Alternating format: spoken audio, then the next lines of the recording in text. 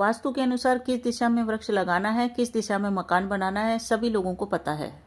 वास्तुशास्त्र का ज्ञान आजकल थोड़ा बहुत हर व्यक्ति रखता है, परंतु कौन सा पेड़ कहाँ लगाना है इसकी जानकारी बहुत कम लोगों की होती है। बहुत से लोग वो ईशान कोण के अंदर हरियाली होनी चाहिए, नॉर्थ में हरियाली होनी चाहिए, तो वो लोग अनाप शनाप पेड़ ईशान में और नॉर्थ दिशा में लगा लेते हैं, जिसके कारण उनके जीवन में फायदा होने की बजाय उल्टी परेशानियां आती है। हमें पता है पेड़ पौधों का हमारे जीवन में बड़ा महत्व है, साइंस की दृष्टि से भी और वास्तु के हिसाब से भी और हमारे भाग्य में वृद्धि करने के हिसाब से। वास्तु को महत्व दे रहे हैं आजकल लोग बाग, परंतु 25 से 30 वर्ष में कोई पेड़ अगर बड़ा हो जाता है तो फिर उसको कटाने से भी दुष्परिणाम प्राप्त होते हैं। ज्योतिषीय ग्रंथों के अंदर वास्तु के साथ साथ पेड़ पौधों के नाम के हिसाब से दिशाएं बताई गई है। प्राचीन काल के लोग बहुत ज़्यादा इन विषय में जानकारी रखते थे और शुभ पौधों को ही घर में लगा देते, क्योंकि उस समय खेतीबाड़ी होती थी तो पेड़ पौधे तो सारे उस समय लगते थे, परंतु वो लगते थे घर से बाहर। कुछ लक्की प्लांट होते थे जिनको वो घर में लगाते थे, कुछ अनलक्की प्लांट होते थे जो वो अपनी बाउंड्री वॉल के बाहर ही उनको लगाते थे, क्योंकि उनसे भी कुछ न कुछ चीज़ तो मिलती ही थी। इस वीडियो के अंदर मैं ऐसी 4 पेड़ों के बारे में बताऊंगी जिनको लगाने से आपके घर में धन प्राप्ति के रास्ते सुगम होंगे। यानी कि आप जो एफर्ट करेंगे रोजगार प्राप्ति के लिए, कैरियर निर्माण के लिए, बिजनेस चलाने, दुकान चलाने के लिए, वो आपके आराम से चलेगी। और आपके रुकावटें जो आ रही है कि काम स्टार्ट किया, नया काम बड़े जोश से स्टार्ट किया, परंतु फिर बाद में रुकावट आई और आखिरकार उस काम को करना पड़ा बंद, ये आपकी समस्याएं बंद होगी और आपके जीवन में सकारात्मक वातावरण बनेगा जो व्यापार और व्यवसाय के ग्रोथ में बहुत अधिक सहायक होएगा। घर में कुछ नकारात्मक शक्तियाँ, टोना टोटका, जादू टोना, ऐसी चीज़ों में अगर आप विश्वास करते हैं तो इन चीज़ों पर से आपका विश्वास उठेगा और आप प्रगति की ओर देखेंगे और आपको जीवन में प्रगति मिलेगी। मैं ये तो नहीं कहूँगी कि आपके घर में धन की बारिश हो जाएगी, क्योंकि हम इतने बड़े हुए हैं, हमको पता है धन की बारिश जैसी कोई चीज़ होती नहीं है। और कई लोगों के घर में धन की बारिश होती है तो उसी हिसाब से धन वापस चला भी जाता है। धन आना चाहिए विकास की गति से, वो ही हमारे घर में धन टिकता है। अब वृक्षों की बात करें कि एक ऐसा पेड़ है जिसको आप लगाएंगे गमले में तो आपके जीवन की नकारात्मकता दूर होकर धन के रास्ते खुलेंगे। इसमें सबसे पहला जो पेड़ है जिसको स्नेक प्लांट कहते हैं, इसको नागदम्मी भी कहते हैं, क्योंकि इसके जो पेड़ की पत्तियां होती है वो ऊपर नाग के फन की जैसी ऊपर चढ़ती है और इसको लगाने से ये सांप का जैसा दिखता है। इस पेड़ को लगाने से जो फन के आकार का होता है, घर में रहने वाले जीव जंतु भी नहीं आते हैं। इस कारण से पुराने समय से ही ये पेड़ हमारे यहाँ पे रहता है और ये पेड़ इतना बढ़िया होता है कि इससे वायु प्रदूषण भी कम होता है। आईआईटी कानपुर वालों ने इस पौधे के ऊपर निरीक्षण किया, प्रयोग किया और उन्होंने पाया कि ये वाटर प्योरीफाई का काम करता है।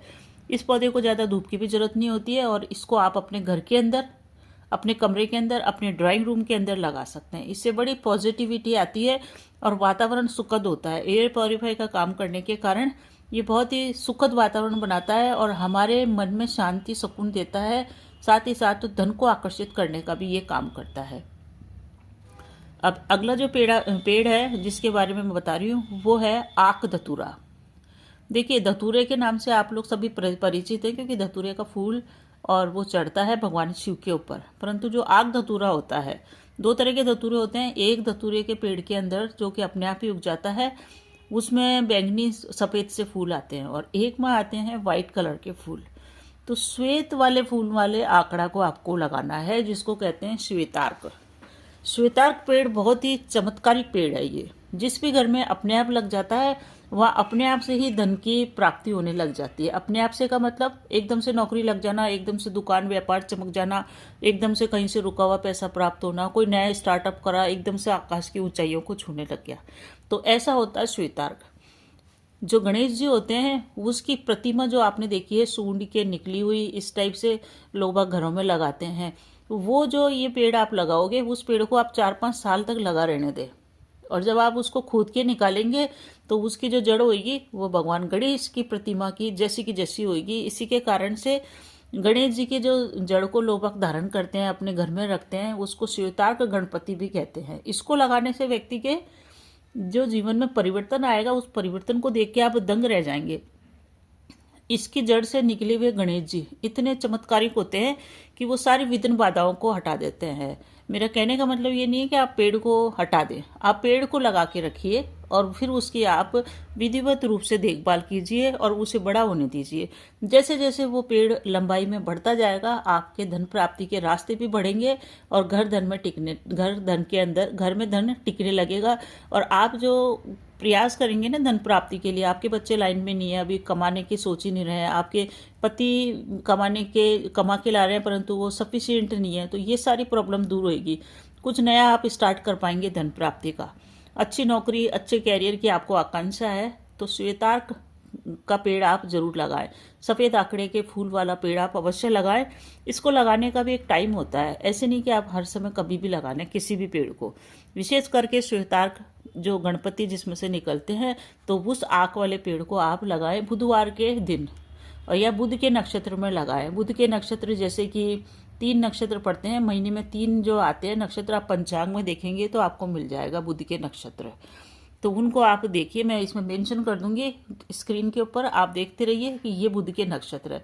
अच्छे नक्षत्र में लगाइए, इसके आपको बेहतर ही परिणाम प्राप्त होंगे और जीवन में जितने भी आपके परेशानियां आ रही है, लोग बाग रोड़े अटका रहे हैं, आपके काम नहीं होने दे रहे हैं और कुछ ना कुछ घर में भी प्रॉब्लम, कलह का वातावरण है, वो सब दूर होएगा और आपके जीवन में विकास होएगा।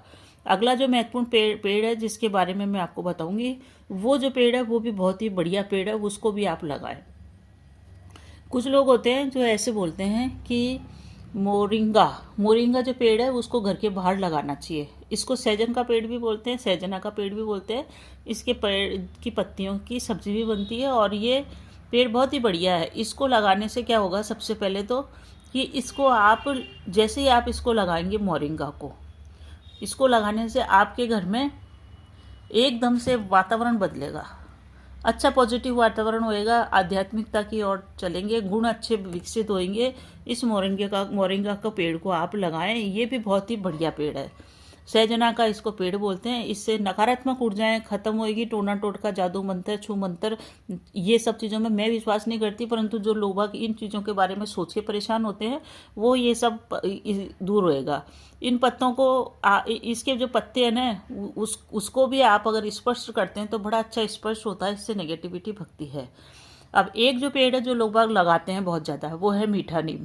मीठा नीम का पेड़ लगाते हैं, मीठा नीम का पेड़ घर में लगाते हैं, मालूम पड़ा लगाते के साथ ही प्रॉब्लम शुरू हो गई। उसके क्या कारण है? 2 कारण है। मीठा नीम जिस भी घर में आप लगा हुआ देखोगे ना बहुत बड़ा, वहाँ पे प्रॉब्लम आपको अपने आप ही नज़र आ जाएगी। आप उस घर में मत जाइए, घर वालों से बात कीजिए, बाहर बात कीजिए, आप पूछिए क्या प्रॉब्लम है, वो आपको अपने आप ही प्रॉब्लम बता देंगे। मीठे नीम के लगाने की दिशा कभी भी ईशान कोण नहीं होनी चाहिए, नॉर्थ की दिशा में नहीं लगाना चाहिए। जो भी व्यक्ति जिनके भी घर में प्रॉब्लम है, मीठा नीम लगा रखा है और आय प्राप्ति के रास्ते बंद हैं, उन्होंने ईशान कोण में लगा रखा है या नॉर्थ की दिशा में लगा रखा है, तो नॉर्थ में हरियाली होनी चाहिए, परंतु मीठा नीम नॉर्थ में नहीं लगाना चाहिए। इसको लगाना चाहिए साउथ ईस्ट की दिशा में, साउथ में, साउथ वेस्ट की दिशा में।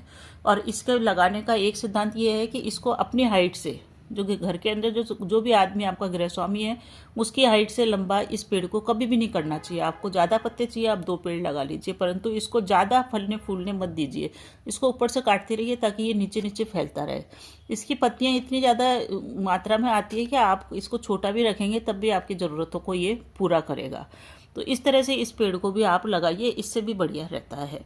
इन पेड़ों को लगा के अपने जीवन में सकारात्मकता लाइए। सभी को पता है ये बात कि तुलसी को लगाना चाहिए घर में, पर तुलसी को लगाने के लिए भी आप नॉर्थ की दिशा और ईस्ट की दिशा चुनें, इसी से आपको फायदा होएगा। अगर आपने साउथ की दिशा में लगा ली तो दिक्कत होएगी, साउथ की दिशा में मत लगाइए। अगर आप लगाते हैं साउथ की दिशा में तो इसको बिल्कुल ज़मीन में मत लगाइए। तुलसी को कभी भी ज़मीन में वैसे भी नहीं लगाना चाहिए, इसको गमले के अंदर लगाना चाहिए और गमले को थोड़ी सी ऊंचाई पे रखना चाहिए।